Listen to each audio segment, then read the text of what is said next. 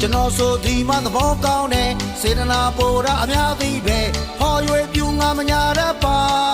ဟင်းကောင်းအလွန်ကြိုက်တယ်ရွာကိုလာတဲ့ဒစိမ့်ဧည့်သည်အိမ်ကိုခေါ်ပြီးထမင်းကျွေးမယ်လာလဲမယ်ဆိုရင်ချိန်မရွေးပါအိမ်လေးစားရွာတယ်ပါဟင်းကောင်းလက်ဖက်ရည်ဆိုင်နာကကိုရဆိုင်တပင်းကလမ်းသွဲတယ်အကွေလို့ဝင်ခဲ့ပြင်စမမြောက်အရက်ဆိုင်နဲ့တည့်ရက်နှစ်ထပ်အိမ်ကြီးဒါကျုပ်တို့နေတဲ့အိမ်